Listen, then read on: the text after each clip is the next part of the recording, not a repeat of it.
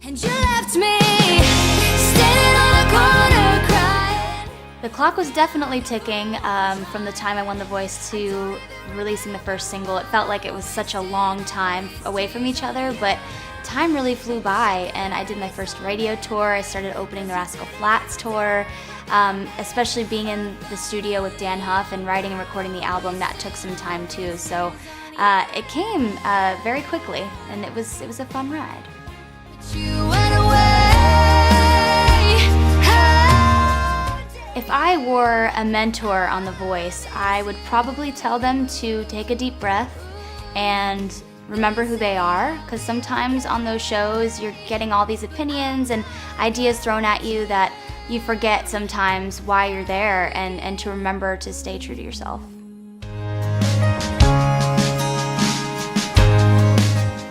As a new artist, the comparisons do happen. I've gotten Carrie Underwood, which is a huge compliment, I think. I've also gotten Casey Musgraves, mostly because of the hair. And a little bit, as far as songwriting, a little bit like Taylor Swift, which is also a compliment. So I'm not complaining, those are good comparisons. I was a little too young and a little too dumb to ever think the day would. Blake Shelton has heard a few of the songs off of Frame by Frame. I sent him 11 and Good Times. He's heard Wasting All These Tears, and he just couldn't be more encouraging and supportive. I think he realizes I am where I need to be as far as the genre. I feel very natural in this genre, and he sees that because he saw my evolution through The Voice, starting as a pop rock singer and going more into country. So I think he's happy that I've joined the country family, and he couldn't be more supportive. We moved into a smaller house. How Mama did it all.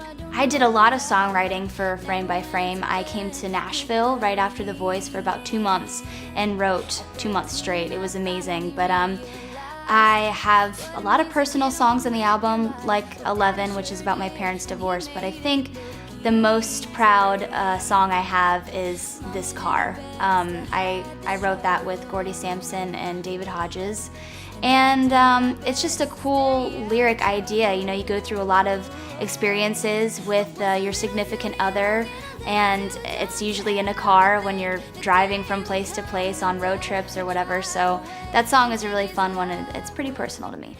I wish I could erase our memory, 'cause you didn't give a damn. The thing that's pushed me outside of my comfort zone the most would probably be shooting the CMT docu-series. On The Voice, everything was more planned. It was a little more formal. The interviews were sit down, and you knew what you were going to talk about, whereas the docu-series, everyone was just following me around.